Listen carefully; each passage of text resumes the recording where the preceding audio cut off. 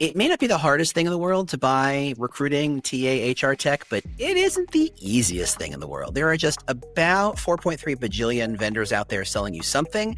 It's not always clear what they're selling you. It's not always clear what it's going to cost. It's not always clear if it's going to work or if it's going to fit or if you can use it. And it's enough to make a TA leader say, I'll just wait till next year. And a lot of you do. And I know that for a fact. A lot of you kick the can down the road, and I can't complain about that. I understand. That's what we're going to talk today about. Not kicking the can down the road, but how to make better decisions.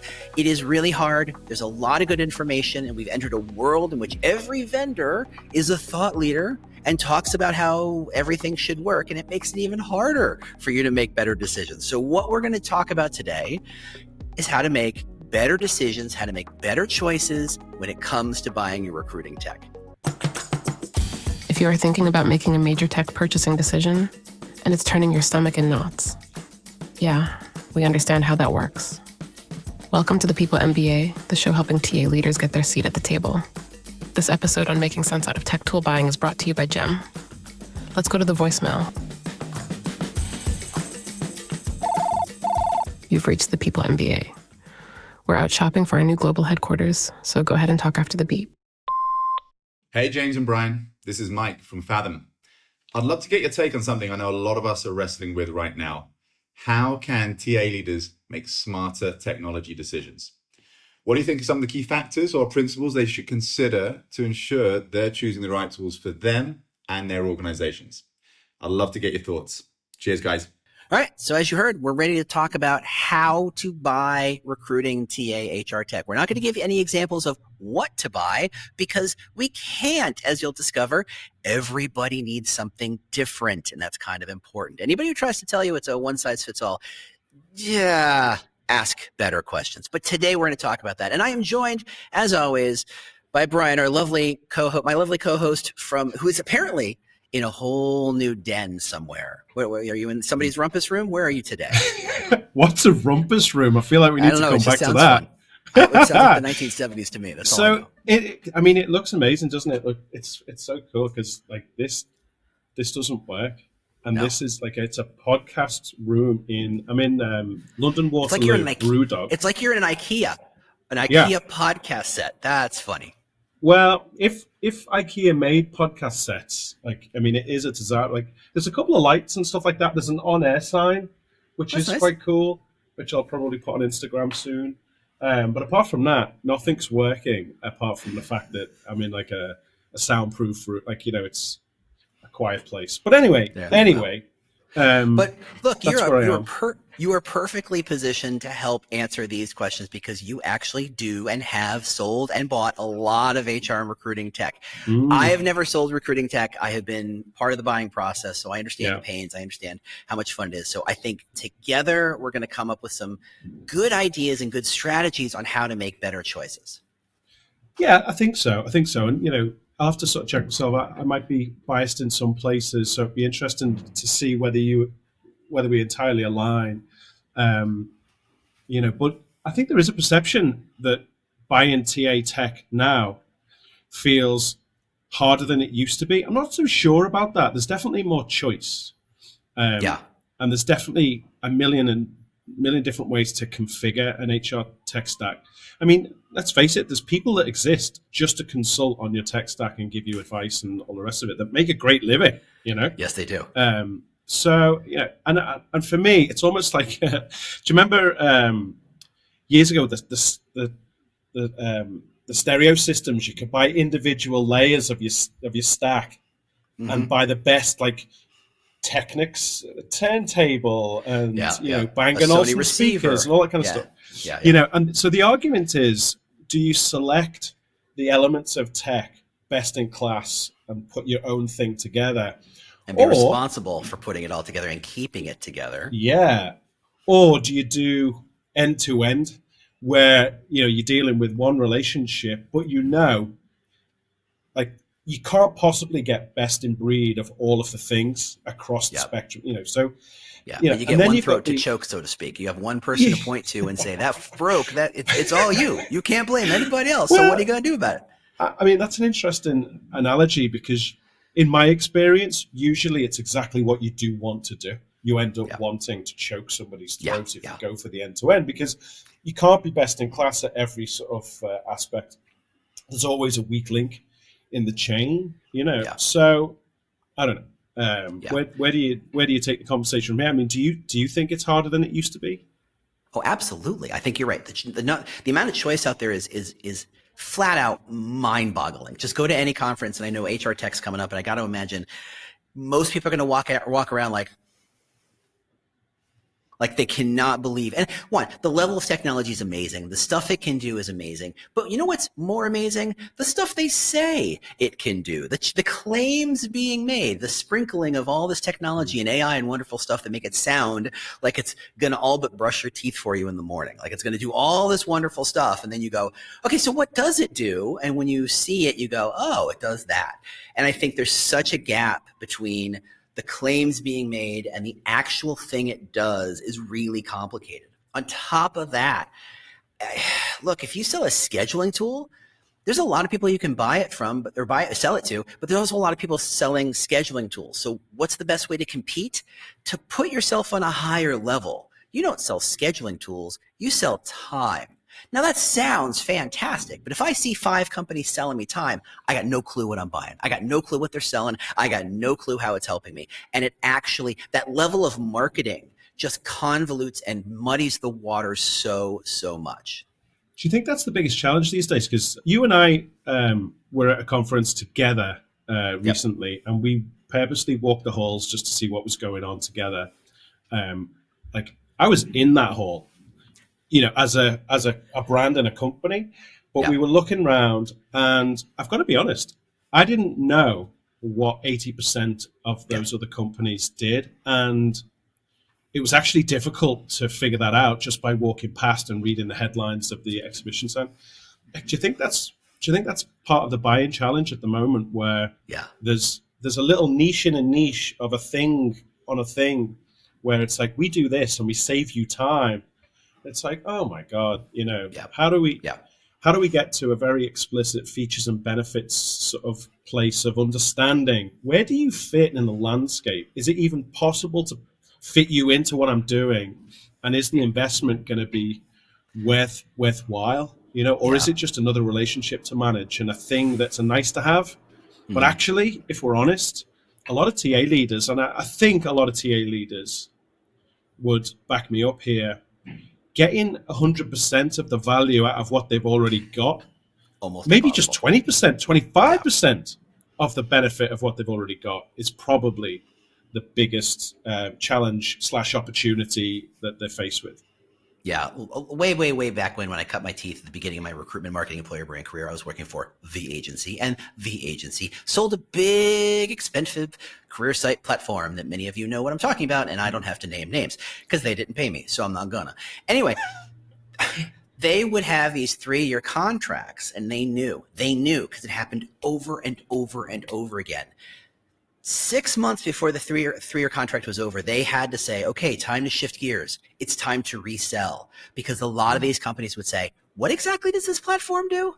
You've had it for 2.5 years. You bought it. Somebody else didn't buy it. You bought it. Mm-hmm. God only knows what they thought they were buying. God only knows what they thought they were getting. God only knows the outcome they were expecting it to achieve. And here it is 2.5 years later. They're like, why am I doing this? And that speaks volumes. And it's not that TA leaders are dumb by any stretch. They are not as technically astute as a developer or the people selling them sometimes, but TA leaders have gotten way smarter about technology. Oh yeah. But it is the tiniest slice of their actual day job. Yeah. Before we go too far, I want to remind everybody, there's a download. Of course there's a download. Have you met us? Of course there's a download. That is what we do. It's brought to you by Jem. Thank you, Jem, for sponsoring this episode and this download. It's all about better questions to ask, better ways to approach the challenge of buying HR and recruiting tech. So check out peoplemba.com and go download it. It's for free for subscribers, and subscribing is free, so everybody wins. Go check that out. All right, Brian, you were about to say something and I interrupted you.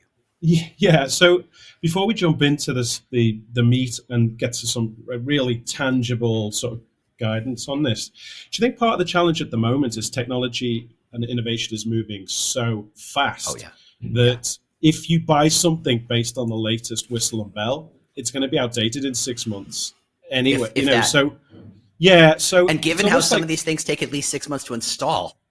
oh my God, don't get me started on that. But oh my God, I could say so many things right now. No, Yeah, you gotta be careful. You got to keep Um, making friends, Brian. Keep making friends. That's what this is all about. Making friends, teaching people. But does that mean that the buying considerations have changed, such that it's not just an update of the buying conditions and methodologies of times gone by? It's changed irrevocably now because of the rate of change of innovation. Like, is that? Yeah. Yeah. Well, I think we talked about this an episode or two ago. We talked about the standard budgetary process for TA was an annual journey, right? It started in the summer, you were ideating, and then in September, you were given a number by your CFO or your finance team, and they said, hey, this isn't set in stone, but start with this number. And it's generally 10% more or 10% less of what you got it last year. So there's not a lot of huge deviation. You go window shopping and you have a lot of demos and you pick out your favorites and you make your Christmas list.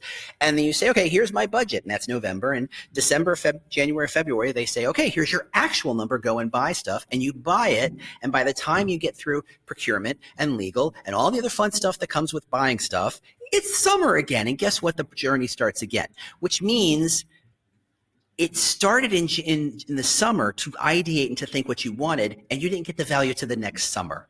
Mm-hmm. Can you just for a moment remember where we were 12 months ago? And ChatGPT is cool. Now that looks so quaint. It looks so sweet. It's like, it's a little bunny I get to have as a pet. Oh. Now that thing is amazing. On top of the thousands of other tools that sit on top of it or take those same ideas and extrapolate that. And that's just a teeny, teeny, tiny piece.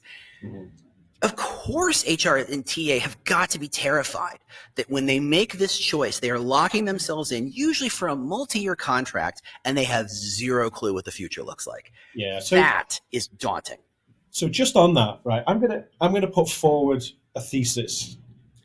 Granted, I'm going to say this up front. It might be slightly biased towards my approach to business and sort of life in this space, but just stress test what I'm saying here. Yeah.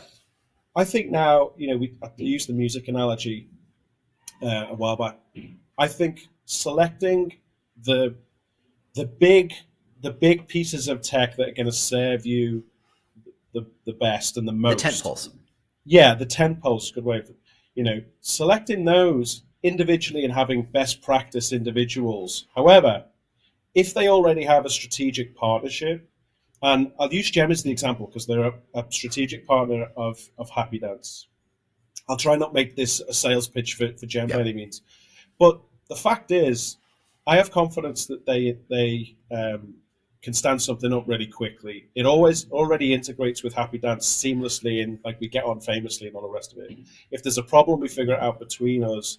So we know it stitches together. That's one less challenge. A headache or problem for the TA leader because they know now they're going to get real value over here and real value here, and when you plug it together, they're going to get an added bit. However, for me, that's all very well and good, and it should make implementation faster and have less headaches, which is a massive aspect of decision making for TA leaders, I think. But the Brucey bonus, which is a phrase that might not translate to our American friends, the bonus. Is you've got two tech roadmaps. It's not just one vendor with here's what we're doing. You've got two tech roadmaps. So my advice there is, before making a big tech decision, what is the tech roadmap? Have you got any confidence that it's not just window dressing, hopes and dreams? Is this actually a timeline of commitment, and how have you come to those decisions as a customer? How can we input and make requests and that kind of stuff? But if you can now see at least what is the next 12 months of innovation looking like, and how does it contribute not just to making this investment better, but how does it contribute to the value of the tech stack overall?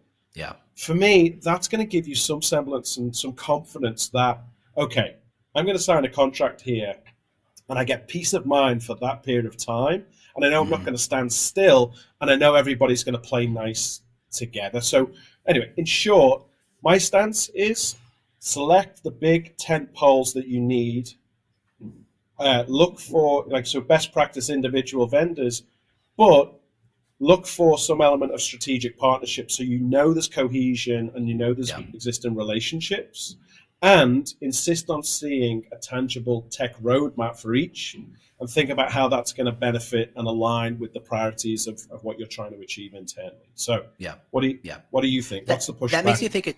No, I'm not pushing back, but it does make me think of two things. One, you're not buying the software today, you're buying the software of 12 months from now. That is really what you're buying. So the demo you see in September is not what you're going to get in February, April, May, right? It's a radically different thing. That is really nice because it says, okay, if I'm paying a vendor, what I'm paying for is the thing, but what I'm also paying for is for them to keep their eye open and go, where's everything going? And to be a partner to move me in that direction. The second part, which is really just a build on of that idea, is that it means you need a team that is comfortable with change, because HR tech used to be you build it once, it sat there for a couple of years, and you just you knew what it was. It was like the foundation of the house. It was like knowing where the bathroom was in the building. It wasn't changing every 2 weeks. It was always there. We are now living in the world where not only does software change, if you've done any research on AI and you realize how much of the software you're buying was built by AI, which means it was built and tested in a fraction of the time, that means the change rate is happening even faster. And if you are not willing to change and your platforms do, what happens then? And I think that deviation, that splitting from what's really going on is where a lot of technological and process frictions happen. So to build on top of that, I think the vision and the clarity of direction of travel from an innovation perspective, you're absolutely spot on. That's the thing to interrogate. And if somebody hasn't got a good answer for that, like, where are you taking this organization from a tech innovation perspective? What are you trying to achieve? What are you trying to solve for? If you ask those questions, you're going to get some idea of, like, do you really understand me and what I'm trying to achieve inside this organization? So that's the first thing. The second thing is, more and more now, the tech stack is the tech stack, and the actual technology is becoming the commodity item. The differentiator is the relationship, the customer service, the proactive nature of what that looks like, and how are you going to iterate for continual improvement going forward? How do you respond to something, a critical challenge, problem, issue? What does that look like?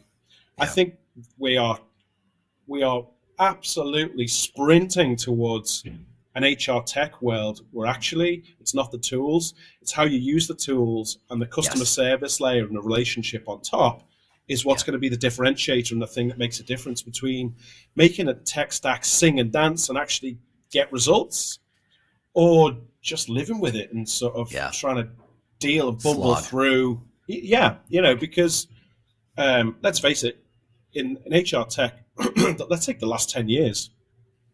I think customer service, in some respects, I can think of organizations where that's just a joke. Customer service, customer support tickets. I mean, that's where your soul goes to die in some cases. And that's just not being put up with anymore. Yeah. I think it's interesting because to me, and the thing I've always thought about when I look at new technology is when someone designed, built, coded, whatever, and I know there's a lot of hands that go into a good piece of software. No, let's be fair, at this point, it's never one person's vision put forth into the world. Mm-hmm. But even collectively, there was a point of view, right? There's a difference between, I can think of 10 different platforms that all make perfectly serviceable career sites. Mm-hmm. And to me, they're all radically different from one another. Mm. And it's because I have a sense of what that company's point of view is. And when you have a point of view and you understand that vendor's point of view, you can kind of get a sense of, oh, so when new technology happens, they will probably build X, Y, and Z. Mm-hmm. And that is so powerful. Because I'm thinking about a platform that I know, and I'm not going to name because this is, this doesn't, I'm not going to get into that, but they have a really nice career site platform. And of course, AI happened and everybody kind of went, oh, we got to have AI. And so what they did is they built tools that said, hey, we're going to generate blog posts for you. What? I mean, I get seeing the AI and I get seeing, hey, there's this thing that it does. But what I thought their point of view was, it's a tool that gives the insiders power and authority and agency over their content and to build it and to do it. And what they thought their POV was, the content is easy to build. And that's when I realized that my POV was wrong and that I could not predict what that company was going to do. And it's really important to have a sense of, this company is here to serve a particular audience, to serve it in a particular way. There's a reason it exists. There's a reason there's a Happy Dance, and there's a reason that there's a Phenom, and there's a reason there's a whatever, like name them. I don't care. They're all different. And it's not because the technology, though that's part of it, it's because of the point of view. And I think that's so critical to understanding it. And for those of you paying along, we had an outline. We have thrown it away, by the way. This was a way more interesting conversation. If you want more of that structured stuff, it's all on the download. Go to peoplemba.com. It's sponsored by Jim. Anyway, Brian, you are going to react to that. I couldn't agree more with that statement. And there's lots I could say to wax lyrical about basically make this into an advertisement for Happy Dance, which I won't. But I think the more interesting thing for our audience is, okay, given everything you've just said there, how redundant is the current traditional conventional RFI process now? Because everything you've just said makes perfect sense and will resonate with the audience, I guarantee. But then when you get an RFI at the moment, like the conventional RFI off the shelf, the questions they just don't make any sense anymore. Yeah. And it is brutal, and it does take hours and hours and hours to fill in some of this crap. And I think there's some fundamental aspects missing. So digging into like the most tangible, concrete guidance and advice on how to fundamentally change that to deliver value. What do you think there in terms of RFI process? What are some of the fundamental question categories missing? Or do we just blow it up entirely and take a different approach? If you're enjoying this conversation, subscribe to the People MBA, either on YouTube or your podcast player. All downloads are available at peoplemba.com. These gents are here to raise the visibility and value of our entire industry. So if you got something out of it, tell a friend, or a stranger who might become a friend. It is so complicated. And by the way, I think of it in terms of RFP. I don't know if that's a British-American differentiation. I know RFI is request for information. Request for information or request for pitch. Or proposal. And we see both, or proposal. Okay. Yeah, so we see both. Sometimes it's just information to begin with. Then you pass that, and then you get to proposal. And then maybe there's a pitch, so it can be very convoluted. And, Yeah. So to get to the question you're asking is hard, because the way procurement, and I'm about to make an enemy here, the way procurement has structured this model is it is designed to help them figure out ways to create as much competition for this thing that you want to buy, as many alternatives and substitutes, if you're an economics major, to say, okay, this company that you want to buy from is 3% more than these 3 other companies. We can use that information to beat the price down, because their job is not to be nice. Their job is to lower prices for whatever they're buying. That is their core remit. That is what they're there for, to make sure you don't actually spend 4 cents more than you absolutely have to. To do that, the most effective and efficient way to do that is to take any idea that you're buying, in terms of an outcome, in terms of a process, in terms of a tool, whatever it is, and break it down into as many key components and core elements as possible, to the point where you're thinking you're asking for a glass of water, and I've given you a cup of oxygen and a cup of hydrogen and said, what's the problem? How do you evaluate water if I'm giving you hydrogen and oxygen? You can't. How do you do that? But their job is not to evaluate quality. Their job is not to evaluate outcomes. Their job is to lower price. And the RFP process does not serve HR. The RFP process does not serve the client. It serves procurement. Now, I'm a big fan of a guy called Blair Enns, who wrote a couple of books about pricing, and he talks about salesmanship. He also is a hater of procurement on a lot of levels, which I kind of dig him. And it's a Canadian, so we're making this even more multi-global. And so that's what we do. But his model has always been, if you are trying to sell something as a vendor and you are forced to go in the RFP process, what they are saying is, we don't value you significantly more than someone else. We want to put you all in the same exact shaped bucket so we can pick the cheapest or the right one. And that is the goal of a vendor, to do what they can to just go around that process as best they can. And that could be building better relationships with the client, could be showing your value in a different way, or describing the value in a different way. There's a lot of ways he gets into it, and I don't want to kind of, regurgitate but his the words. argument there is to compare apples with apples, though. The argument is, if everyone goes through the same process, we can But judge if Happy you Dance against and Phenom are not the same, but in procurement and RFP they are the same, what exactly are you comparing? And I think it's completely unfair. And this is why I go back to the POV. If you understand what a company is trying to achieve, who it's trying to achieve it for, how it's trying to achieve it, that is where the conversation needs to be.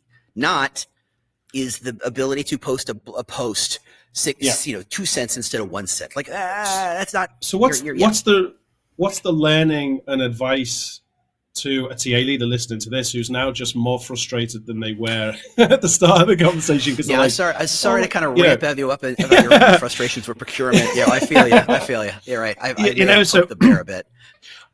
Is it a case of we insist on 2 or 3 questions that we want to be featured, to be in the RFI process? And if that's the case, like what are we asking to get the real value? Because basically what I'm hearing from you is like, it's almost like, the stock car racing, it's like, well, all the cars are the same, aren't they? Are they? I don't know. Cars metaphors are perfect. And I love car metaphors because everybody knows what a car is. And if you looked at an RFI for a car, you'd say has 4 wheels, has air in tires, has a steering wheel, has a radio, has a boot or a trunk, has some seats. It has a chassis that is crush proof. It has a glass so I can see out of it. And you're going, great. Volvo, Ferrari, same thing, right? No. And in fact, they are not in any way, shape, or form substitutes for one another. I think if you are going to get jammed and stuck in an RFI process, and you have to use the questions they give you, and I get you may not be in a position yet to push too far back. And our whole getting at the seat of the table is kind of part of this process of helping you push back where it doesn't fit. I think you have to inject 1 or 2 questions, and they have to be about, in the space of 200 words, explain your differentiated value. One of my favorite terms of all time, because that is a loaded term. And it says, don't tell me what your features are. Don't tell me what features cost. Don't tell me, what programming stack you are, or if you integrate with Google or don't integrate with Google, or whatever the hell it is. But more about, how do I understand how these 3, 5, 10 platforms, which all ostensibly do the same thing, how is yours different? So that I, as the TA leader, can say, okay, I see all the details side by side, and I'm going to eliminate 3 companies because they don't fit what we need. Perfect. Thank you. That's helpful. It's about elimination. Now you narrow it down to who has the story that we were trying to tell, who's got the differentiated value that serves us most. That is where I would try to lean in injecting questions into an RFI, RFP.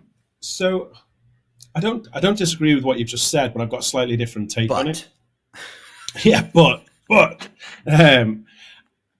basically I think we've just both agreed that procurements are a necessary evil. They are. So here's what I think. Okay, procurement, go and do your thing. Here's the 7 or 5 vendors or suppliers that we want you to consider. Put them through the ringer and tell us, pass or fail, who you're comfortable with. And we don't care what questions you ask and what you put them through and all the rest of it. Wow. Just tell us who gets on the other side of it, and then give us 3 and we then run our own process. And you're out of it because now you're happy with whoever we choose. Yeah. And we run our own process because what we want to know is all of the things we want to know. Like what's going to happen when it breaks? What's going to happen when we find out it doesn't do that thing that we thought it would do? What's going to happen when, compliance changes and the law changes, and, what's on your tech roadmap in 12 months time? Do you play nice with the other vendors and all of that stuff? Yeah. But procurement, that's got nothing to do with you anymore, because you've given us these three and you don't care.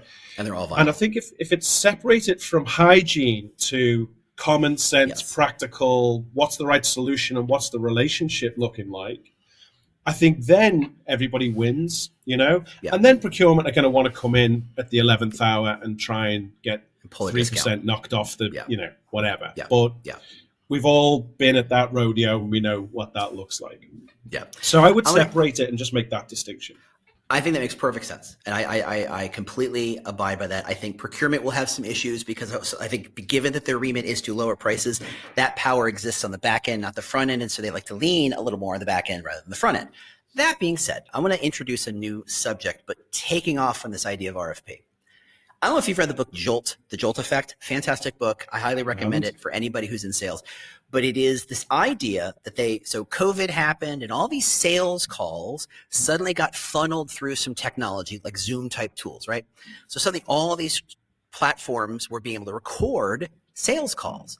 And so you got Gong and you got some other platforms that were recording all this stuff. And they looked at hundreds of thousands of sales calls over the course of 2 years. And they were finally able to say, okay, well, tell me, how'd that sales call go? Did it turn into a sale? What did it turn into? How did it go? And they were able to do a ton of research on sales. And, it is, did it fail in procurement? Did it fail here? Where is how did things fall apart? And one of the biggest takeaways I saw was that even in an RFP process, which suggests that the company has money in their hand, they have a need for the thing they're going to buy. They've got a burning need. They're going to get it to happen. That almost 50% of it goes to a no decision, meaning it just disappeared. It just got ghosted. It all fell apart. They chose no solution. And the thinking there is, if you need a new CRM TA leader, do you do all the research on your CRM? No, probably not. You probably hand it to a recruiter or an employer brander or a recruiting specialist, somebody with a little 5.5 seconds worth of time who can actually do the work. Now, that person just has been handed a time bomb because you have said you are now in charge of helping me decide which is the best XYZ platform to buy. You don't know any better than anybody else. And so you Google, how do I buy a CRM? How do I buy a website? And you get all this information like, I don't know what to do. And you know that if you pick wrong, you're in trouble. Because if you pick wrong, the TA leader has functionally picked wrong and they are in trouble. And that always runs downhill back to you. And so there is an incentive for most companies in these situations to say, I do not want to make this call. So what I want to do is kick the can down the road. Maybe next year, my boss will give this project to someone else and it won't be on my hip.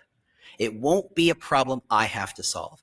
And I am stunned by the number of companies or deals and RFPs where it goes nowhere. And I think the biggest challenge is we have, I say we, I'm not a vendor, but companies have not made it easy to buy. They have, and I get it. Like they come by it fairly. Procurement's part of it. How complicated it is, the marketing, all of it. It's very complicated, but they haven't spent the time making a company feel so comfortable saying, I absolutely buy that and I'd be crazy not to buy that. And I know it's going to work. And I know I can call someone when it doesn't work. That is where the real sticking point is. And I think companies need to do a better job, not looking good. Oh God, this sounds really familiar, but looking specifically different about what it is they offer, to who it is they offer, and how it is different from others. Yeah, it is interesting. Yeah. React. Yeah. Well, the first thing that comes to mind is, the biggest challenge we face as an organization is our biggest competitor is no decision. You're absolutely right. Yeah, exactly. No decision. And I do wonder, like, what the hell is driving that? It's politics or, so there is another sort of theory here. And I think you alluded to it earlier. Keeping your eye on the ball in terms of what does success look like in terms of, let's just say we've got this tech stack and it's all stacked like we want it. What are we trying to achieve? What does success look like? How do you think people, specifically TA leaders, need to think in terms of trying to keep it simple, stupid, in terms of what does success look like, and create, and if it's possible, to get alignment internally and get everybody bought in to what that is? Because I think if you can achieve that, and if you say it fast, it sounds easy, then in theory, the buying decisions and bringing people along with what you're trying to achieve should be easier, but Yeah. easier said than done, right? Exactly. And I think most TA leaders rationally, because what else are you going to do? They rationally say, I'm buying this product to help me do X, and doing X has X, Y, and Z kind of ramifications and outcomes and outputs and changes to my KPIs and moves the needle in all sorts of various ways. And they focus almost exclusively on that.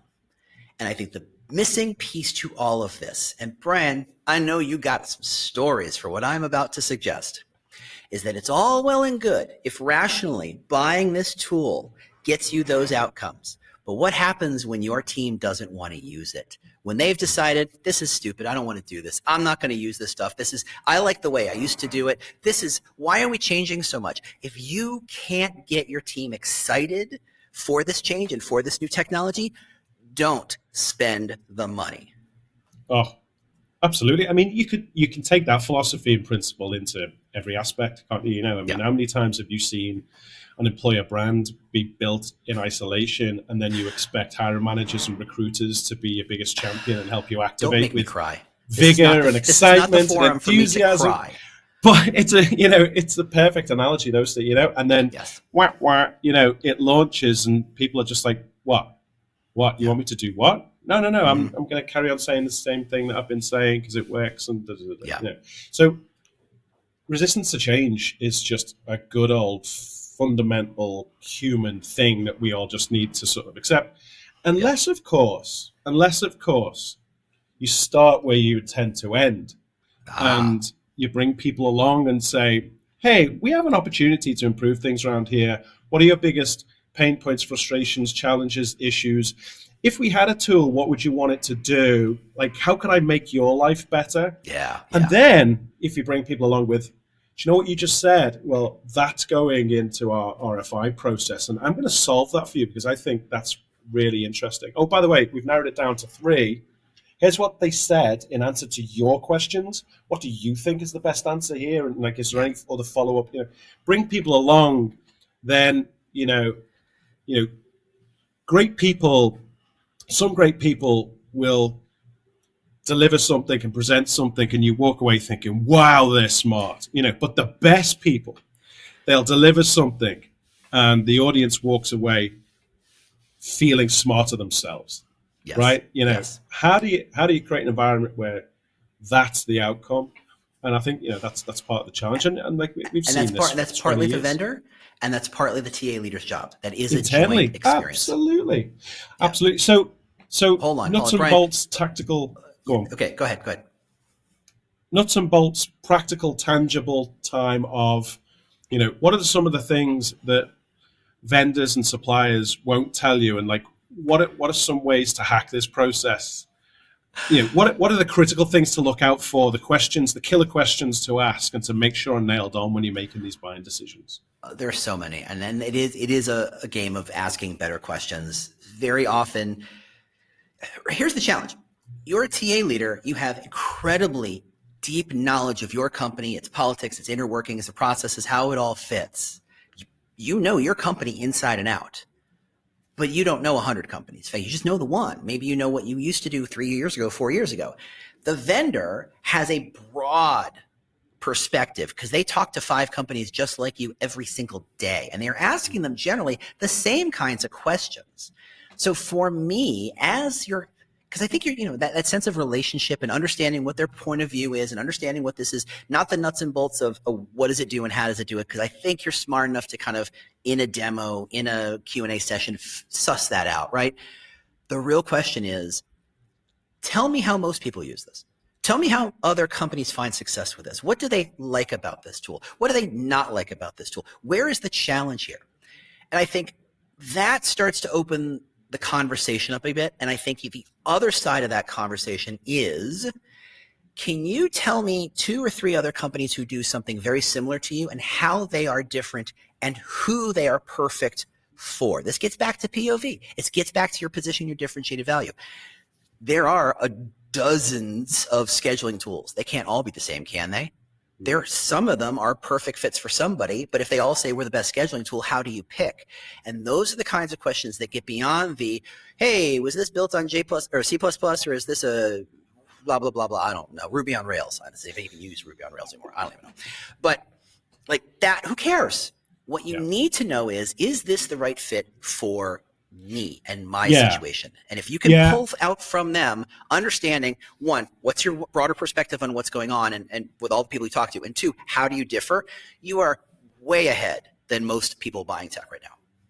So I think to build on top of that, I think the one thing that I would appreciate as on the vendor side, and I advise TA leaders to be sort of upfront with, is talk about, it's almost like the sort of employer brand give and get approach as well. Like, talk about the harsh realities, not just the sort of strengths, benefits, and opportunities. Tell us about the politics of like, what's it like to deal with this organization and what we're going to need as a partner and as a strategic alliance to get things over the line and get things done. The challenges that we're going to face, the sort of politics, the difficulty with our tech IT company and internal divisions, all that kind of stuff. Be clear with that and get some sort of response.